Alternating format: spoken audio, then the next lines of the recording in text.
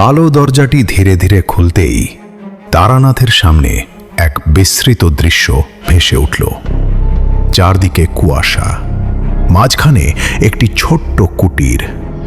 কুটিরের সামনে দাঁড়িয়ে আছেন এক বৃদ্ধ সাধক, তারানাথের গুরু।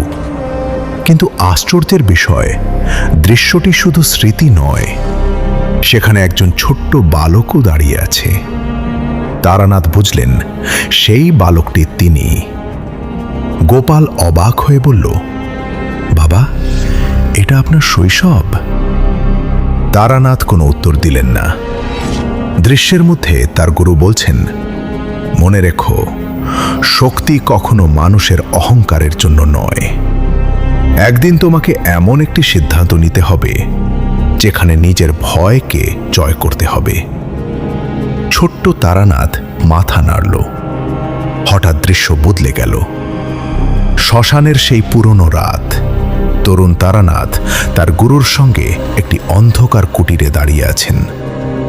সেখানে একটি কালো পাথরের দরজা দেখা যাচ্ছে। গুরু বললেন, এই দরজা কখনো খোলা যাবে না।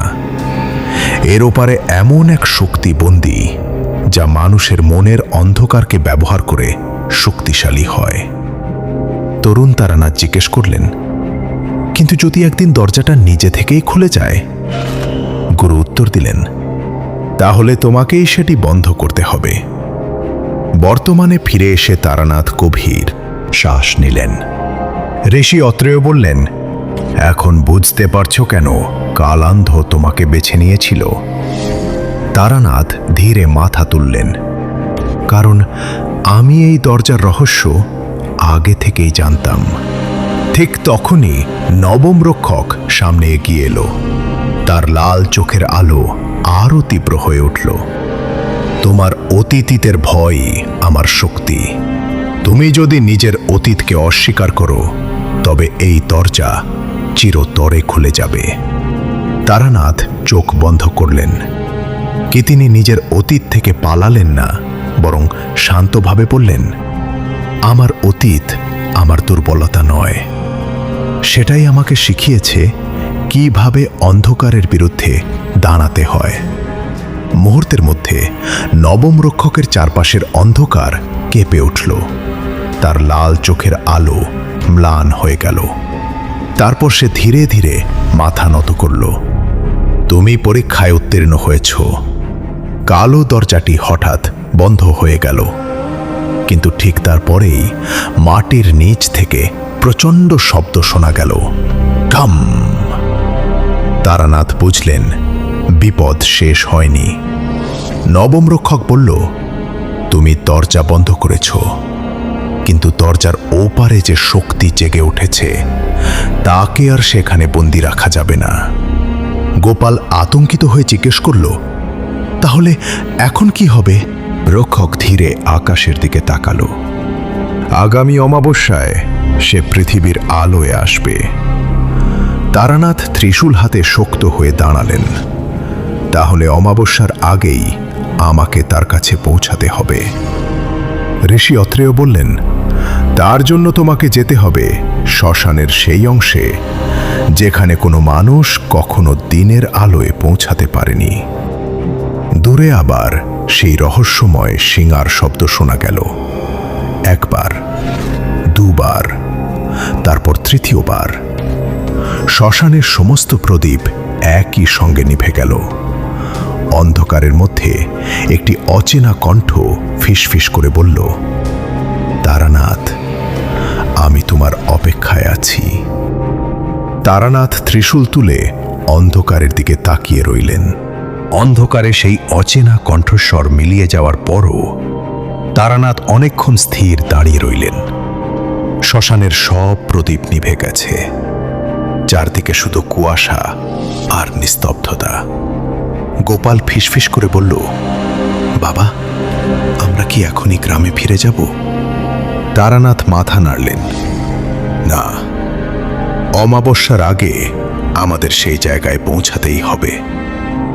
ঋষি অত্রেয় সামনে এসে বললেন, শ্মশানের উত্তর পশ্চিম কোণে একটি পুরনো পাথরের পথ আছে। বহু বছর আগে সেই পথ বন্ধ করে দেওয়া হয়েছিল। কেন? কারণ পথটি সরাসরি নিয়ে যায় নিশীথ কূপের কাছে। সেখানে অন্ধকারের শক্তি প্রথম বন্দী হয়েছিল। তারানাথ ত্রিশূল হাতে নিয়ে এগিয়ে গেলেন। কিছু দূর যেতেই তারা দেখতে পেলেন পাথরের তৈরি একটি সরু সিঁড়ি মাটির নিচে নেমে গেছে। সিঁড়ির প্রথম ধাপে খোদাই করা, সূর্য অস্ত যাওয়ার পর এই পথে প্রবেশ করো না। গোপাল থমকে দাঁড়ালো। বাবা, এখন তো রাত। তারানাথ বললেন, তাই তো, আজ আমাদের এখানে আসতে হয়েছে। তারা নিচে নামতে শুরু করলেন। সিঁড়ির শেষে একটি দীর্ঘ সুড়ঙ্গ, দেয়ালের গায়ে অসংখ্য পুরনো চিহ্ন। হঠাৎ গোপালের মশালের আলো একটু দেয়ালে পড়তেই সে চিৎকার করে উঠল। দেয়ালে আঁকা ছিল 9 জন রক্ষকের ছবি, কিন্তু ছবির মাঝখানে আরেকটি অচেনা অবয়ব ছিল। তার মাথার চারপাশে আগুনের মতো চিহ্ন। তারানাথ ছবিটির দিকে তাকিয়ে বললেন, এটাই সেই শক্তি। ঋষি অত্রেয় মৃদু স্বরে বললেন, তার নাম কেউ উচ্চারণ করে না।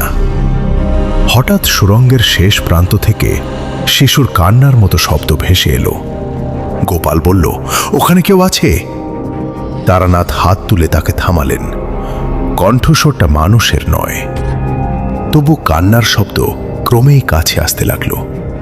একসময় সুড়ঙ্গের অন্ধকার থেকে একটি ছোট ছায়া বেরিয়ে এলো।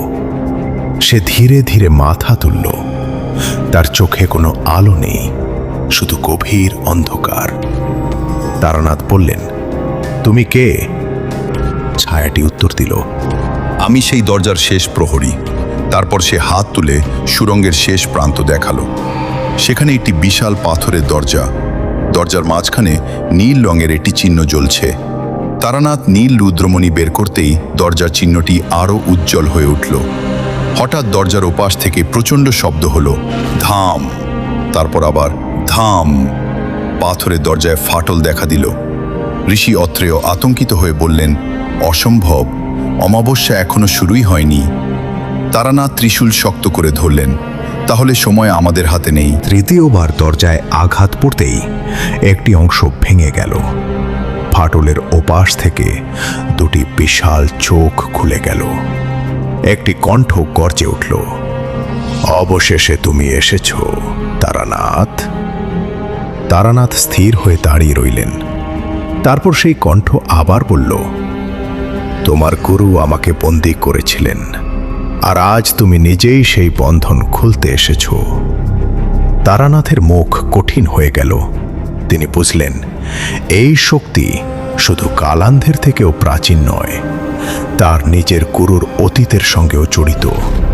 আর পাথরের দরজাটি ধীরে ধীরে খুলতে শুরু করেছে।